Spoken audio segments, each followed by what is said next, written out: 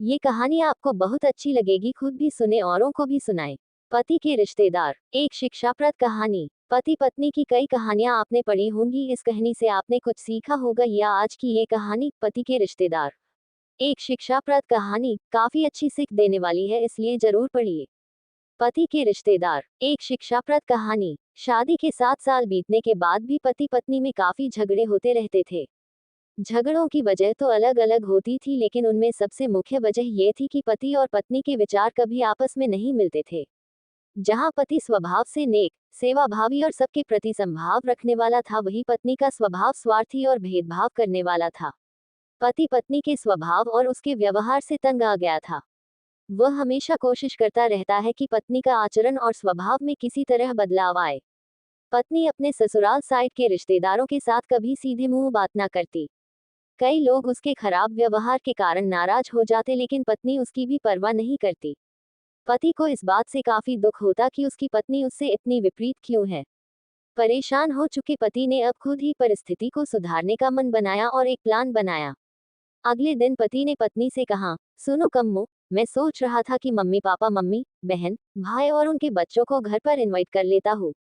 काफी समय हो गया उनसे मिले हुए। इसी बहाने उसने मिल भी लेंगे और उनके साथ थोड़ा समय बिताने के लिए भी मिल जाएगा। तुम क्या कहती हो? पत्नी के चेहरे से साफ दिख रहा था कि इसे ये आइडिया पसंद नहीं आया, लेकिन उसने पति का मन रखने के लिए बेमन से हाँ कह दिया।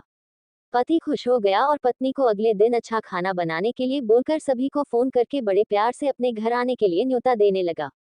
जब पति फोन पर बिजी था तो पत्नी सोच रही थी, ये आदमी भी न अपने फालतू के कामों से बाज नहीं आएगा। क्या जरूरत है सबको घर पर बुलाने की? सब मेरे घर आएंगे और राजाओं की तरह ऑर्डर करेंगे और मैं दासी की तरह उनकी सेवा करूंगी।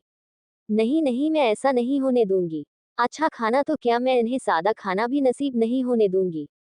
देखती हूँ कितनी देर टिकते हैं ये लोग मेरे घर। अगले दिन सुबह पति काफी खुश था। जब सिर्फ 2 ही घंटे बचे थे सभी मेहमानों का आने के लिए, पति ने अपनी पत्नी से पूछा, अच्छा बताओ तो सही, आज सबको खाने में क्या स्पेशल खिलाने वाली हो? पत्नी मुंह बनाते हुए बोली, स्पेशल खाना क्यों? तुम्हारे माँ बाप, भाई बहन कोई मेहमान थोड़ी है, उनके लिए कोई स्पेशल खाना नहीं बनाया है मैंने। वह भी वही खाएंगे जो हम खाते हैं। आज घर में सिर्फ दाल चावल बना है, क्योंकि और कुछ बनाने के लिए सामान नहीं था। पत्नी की बात सुनकर पति गुस्सा हो गया और बोला, तुम कभी नहीं सुधरोगी। अगर घर में सामान नहीं था तो मुझे एक बार बता दिया होता। मैं बाजार से जाकर ले आता, लेकिन कुछ ढंग का तो खाना बना लेती। अब सिर्फ 1 घंटा बचा है और सभी आने वाले हैं।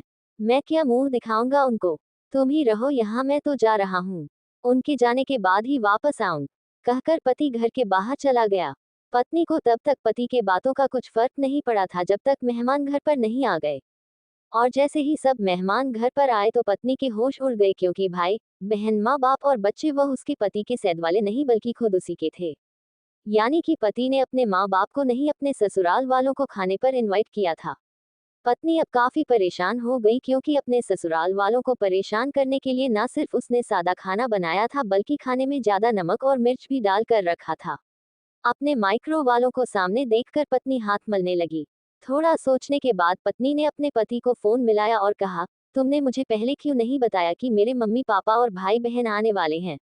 तुम पहले बता देते तो मैं अच्छा खाना उनके लिए बनाती। पति ने कहा, मैंने वही बताया जो मैं मानता हूँ। मैंने कभी तुम्हारे परिवार वालों को पराया नहीं समझा और तुमने कभी मेरे परिवार वालों को अपना नहीं माना। और मैं जानता हूँ कि तुमने ये सोचकर कि मेरे मम्मी पापा और भाई बहन आने वाले हैं, जानबूझकर घटिया खाना बनाया। अब तुमने जो किया है उसे तुम खुद ही भुगतो।